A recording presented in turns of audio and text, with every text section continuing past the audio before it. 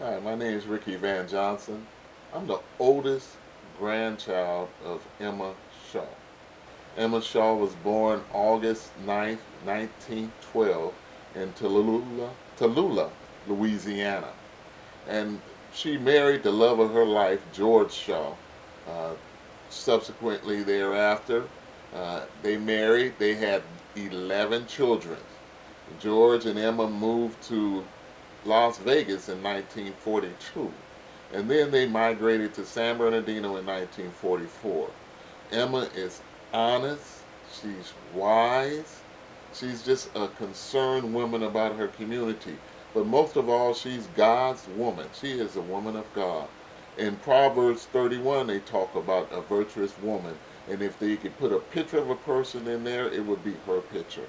You know, one of her favorite sayings, her testimony, all her kids know her testimony. She will say, early one Saturday morning, I went into the bathroom, I heard a loud voice, and the voice said, "Be ready, I'm on my way back." And since then, she's been telling the good news to everyone that she comes in contact with about be ready, that the Lord is on his way back. And you know, I'm so proud to be her grandchild. She'll be 103 years old this August, and she has probably I know she has 6 generations of kids that she's the matriarch over, and that will number right now into well over 300. You know, so the family is we're coming together to celebrate her. We want to thank Regina Peacock and the foundation that she has started for making all this happen. Because all my grandmother wants is her kids to come around her, and she's got to make her the happiest in the world. Thank you, Regina, for making this happen. God bless you. Mrs. Shaw, so you're 102 years old. Yeah. How does it feel to be 102? Sometimes I feel sort of down, but and then I think how good the Lord been to me. He brought me from a long ways. You know, we was mistreated where I lived. Nigger. And you couldn't go in the cafe and eat. They'd hand it to you out the door.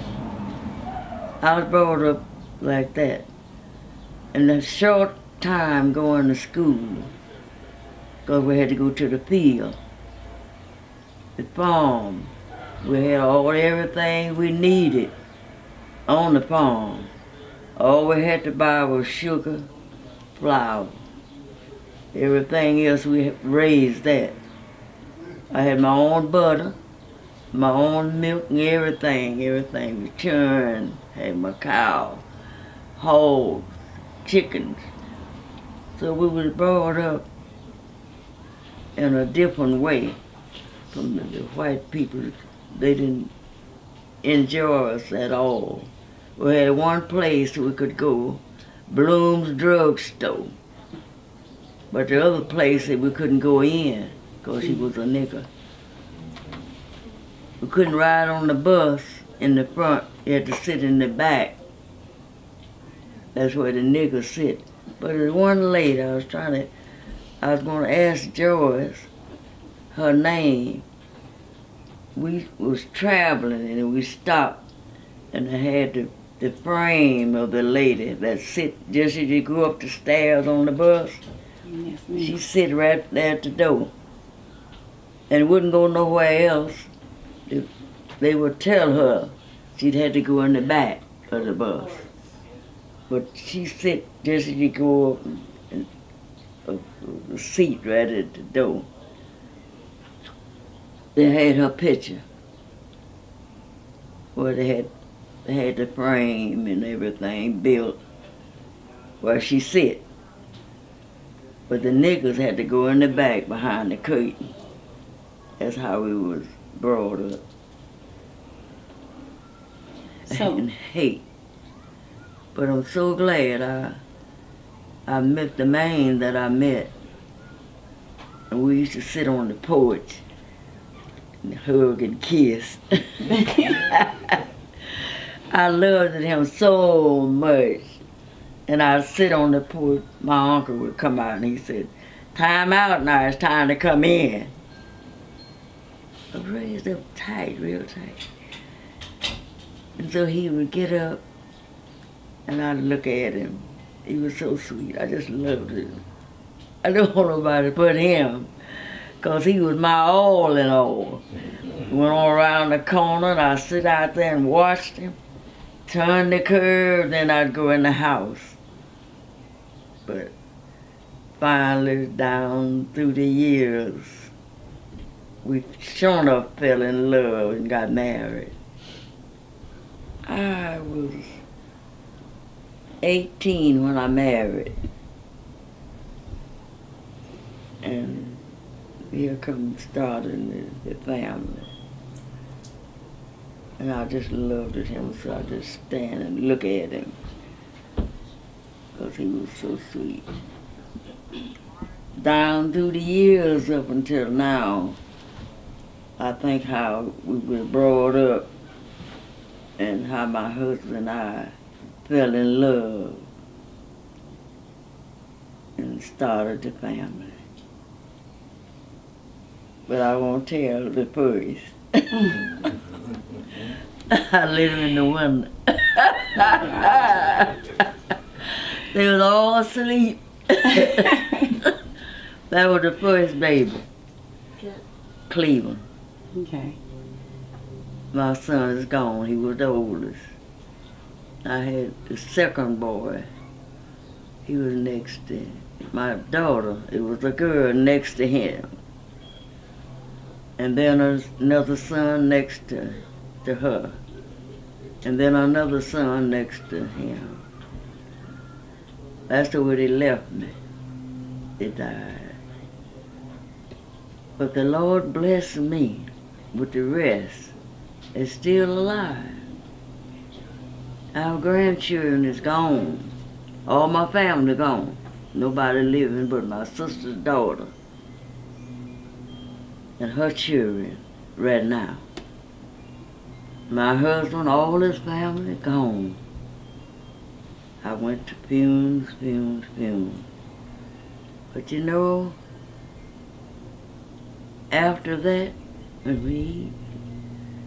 I asked my husband, "Why didn't you wake me up?" He was down on the floor, cleaning the blood. Cancer had ate his liver up. You don't know how I have cried and how I have grieved. Nobody but my children. I had beautiful kids. We raised them up, my husband and I. Real nice kids, didn't have no problem. And now, since all of them is gone, it's just me and my children now. And how sweet they are to me. I don't have to wish for nothing. All I have to just, what you need, what you want to eat, what you want to do. It was just so sweet. And I just thank the Lord. And you know, I want to tell this. I was sitting in the chair over there, and I had to go to the bathroom. And when I went to open the door to go in, and when I closed it, a loud voice came. "Be ready. I'm on my way back. Tell the good news." Churchill, I was in the hospital, went to see the doctor, and I came out. A lot of people were sitting. And I asked them, could I tell them some good news. I said, you know, I went in my bathroom one morning, closing the door, and a loud voice came. The Lord told me to tell the good news. I said, and the voice said, I'm on my way back. Be ready. Mm-hmm. And he told me to tell the good news. And I've been telling it all ever since. When they come in, my children never wore their pants down here. But they would come in, my grandson's friends, with their clothes hanging off them. You never get a job. Yeah. The Lord give us a waistline. For a reason. That's right. And you dress real neat and nice when you go out to look for the job. Because other than that, you won't get it. But I have taught the children. My children didn't do that. All my children that I raised, my grandchildren and my children that I raised, we went to church. And all my children went. I'm so glad I'm saved today. Sanctified and filled with the Holy Ghost. We had a revival. I haven't been saved all my life. I used to drink a little beer. But all that disappeared. I went to a revival my pastor had. It was Hubbard C. Pugh. Near baseline was a tent, and where they had the revival. I received the baptism of the Holy Ghost. The Lord saved me one night. And I came home rejoicing. I'm so glad I'm saved today, and I raised my children up. Haven't had no problem with them. You talked about the way that the things are now with this generation and with the pants and the different things. That's right. Mm-hmm. That's so, right. And I know it's really different than when you were growing up. That's but then you had different types of problems. Amen. Because when you put it in perspective, you were born in 1912. That's right. 9th of August. Yes. So you will be 103 on August the 9th. That is a long time. Yeah. And you know, I just thank him. And whenever there's quite a few come in, I got some good news to tell you. Yes, ma'am. The Lord is on his way back. Yes. And he said, be ready. Are you going to be ready when he comes? Or doing whatever you're doing now? You got to be ready. If you don't, you're going to the lake of fire. The lady had a dream. She sees it boiling, the fire. How it was boiling and how it was doing. And she said, I don't want to go there. She said, I want to go back with Jesus. And I want to say, saints, I want to go back with him when he comes. Mm-hmm. And I'm ready. I done laid aside everything. All I want is more of Jesus. Because he's on his way back. He didn't say when he was coming. But he said, be ready. I'm on my way back. And he told me to tell the good news. And I'm so glad I have went to so many places, churches, and funeral homes, the hospital. In the hospital, little white lady. I went down to get my medicine, and she came. And she said, stand up. And she hugged me. She said, I know he's on his way back. She said, I know all about it. She said, thank you for reminding me. Because I'm going back with him when he comes. I said, I am too. That's amazing. Yeah. And your story is amazing. And I think you're amazing. Yeah. And even though, you know, your family is really supportive and they're always there to let you know how much they appreciate you. That's right. We wanted to be there in the moment. Mm-hmm. Because you never can have too many moments. That's right. Where someone tells you how special you are. That's right. And how much you mean to them. Amen. And just how valued you are. You can't have too many of those moments. Oh, my. And so we're here today to honor you and show you. Isn't that a blessing? It is. That's a blessing. It's a definite blessing. I want to hear from. I want to hear from some of your family. All right. Who love and appreciate you and see exactly what they can say about Mrs. Emma Shaw. All right, my daughter Joyce, all of them are sweet to me. I don't have no hard luck story to tell nobody. Okay. I don't suffer for nothing. Yes, ma'am. Yeah. Sometimes I have too much. Don't know what to do with it. Hi, my name is Mary Roberts. I'm the third daughter of Emma Shaw. And I just want to tell my mother that Mother, I love you so much. You are the most inspiration in my life.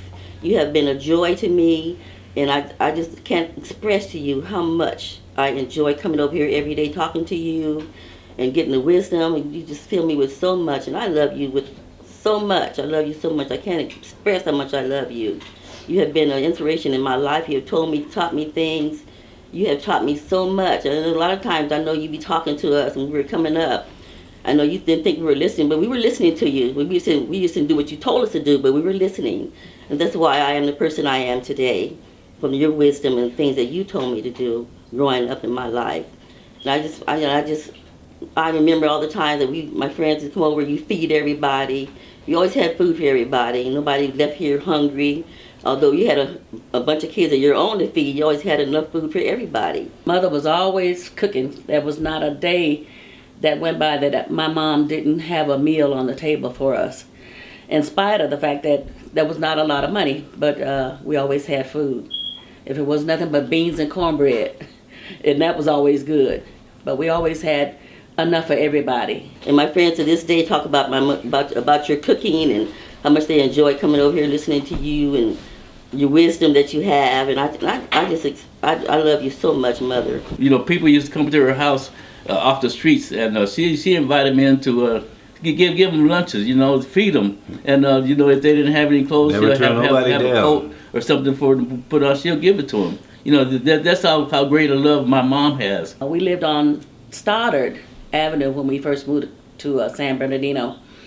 And there was a creek that ran in the back of our house where all the hobos hang out. And my mom used to feed all those hobos. They'd come knocking on the back door, and one would tell the other, and the other would tell the other. And before we know it, everybody on the creek was coming to our house asking for something to eat. And Mother always had something to give them. You find good in the worst person in the world. You find good in them. And I look at you like, well, are you kidding me? But you find good in everybody. And I think that's just wonderful to have that kind of love in your heart for everybody. I want to be like that. I want to have that kind of love in my heart. Mother taught me how to love and how to give and how to always have a cheerful attitude about yourself. And always remember that you're a lady. Taught us to be young women, taught us how to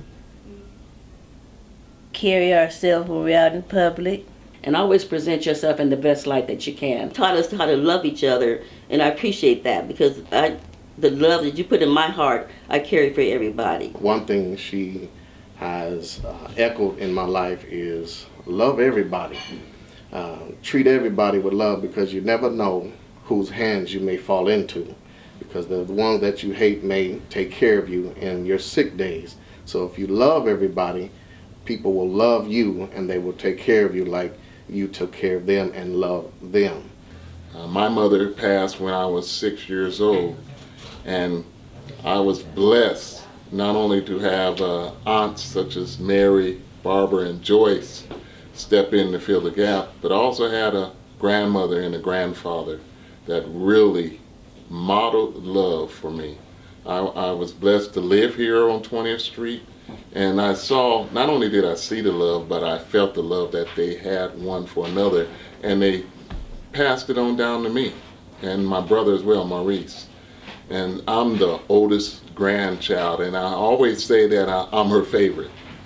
And I always get into battles with all the rest of the grandkids, but she has that ability to make all of us feel that we're her favorite grandchild. You know, and that is nothing but love. You know, I love her so much, and I'm just blessed to do whatever I can to keep that smile on her face that you see right now. You know, Grandma, I love you. I thank God for our upbringing because it was so great. You know, we never really got any real big trouble. You know, we wasn't in and out of jail. We in high school. Well, in school, we always was an A student. We grade A student with A's all the time. We never got over a C in high school in school. And the way my mother told us about her schooling, I guess that's made us stronger in our education by going and do what was right in school. I went to school. I got my AA degree at San Bernardino Valley College, and I went to Redlands University and got my bachelor's degree and my master's degree. I'm an academic counselor at Valley College, and I've since retired. I had 4 children, 3 that are living, and because I was able to get the education that I had, I've always been able to provide for my family. My mother, she is such an awesome woman. You know, anything you need, she has it there for you. You know, she don't say no to anybody because her heart is so great, and that's where I want my heart to be, because you know, she had taught us how to love people and how to give love. She did. You know, and that's the way I am now, because we have a church ministry that where we go out and you know, try to get people to come into the church, and you know, we show them love by, you know, sometimes we serve them lunches, and you know, my mom, she did the same thing when we were coming up. I've been saved and filled with the Holy Spirit of God. I'm now going to ordination school for elder. I have been working with the juveniles for 13 years with this ministry we have going with them. And it's been really uplifting, because without my mother's, I guess, coaching and my father, then I don't know where I would have been. Grandma means a lot to me. Just knowing that she's still around, she's 102 in her right mind, can get up, go to the restroom by herself, go wash her hands, and do things that some older or seniors take for granted that they can't do and wish that they can do. One thing that I did admire about Grandma was she asked, I came over here and I was on my phone messing with my phone, and she said, Maya, I said, yes, Grandma. She said, put me on that thing. I said, what thing? She said, that book. I said, what book? Mm-hmm. And she said, that thing y'all be on. I said, oh, Facebook. So she said, yeah, I want to tell the people the good news. And I said, okay. So I hooked up my phone and I got her situated in her chair. And she sat there and told them she was 102, spoke very clearly, told them about her life. I want to say, I think I got like 400 views on that. And one of my friends that lives in New York, he shows everybody that video. So Grandma, just know that your message is being told all around the world, and people do know who Emma Shaw is, and they love your message. So you said the Lord is always bringing you something. Oh, yeah. He's always blessing you. Always, every day. Well, I think he's also here to bless you today. Yeah. It's just isn't about your family. Not just about, it's a lot about the family, because that's the most important gift that I believe you can receive. That's It is right. the gift of family, and the gift of love, and the gift of appreciation. That's right. Because you deserve it. Yes. And you have given back in such a way and contributed to this society as a whole. Oh, yes. It's just, there's nothing that can really, that we can even offer to you right. that even measures up to what you have done. That's right. And to the person that you are. So, but I will have to say, on behalf of this Prize of Senior Foundation, we want to give and bless you with $1,000. So, yes.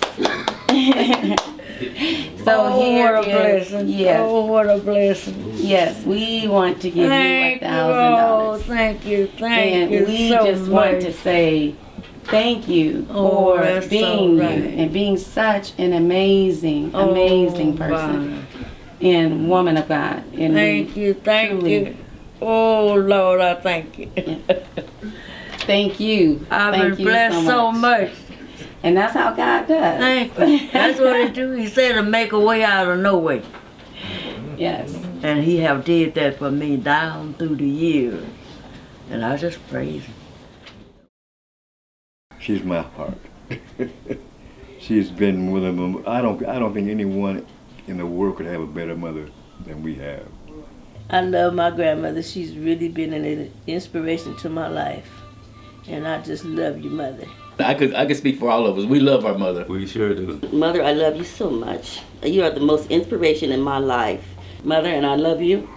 And you know that if there's anything that you ever need, all you have to do is ask, and I'll be right there. I think just like Jesus, I think if there was a book written about her, I think the volumes would go on and go on and on and on. And I just love my grandmother. Grandma, I love you. So I love you. I love you. I love you. I love you. And we all love you. All your kids, grandkids, great-grandkids, and the ones that are not here. We love you so very, very much. All right. Wow.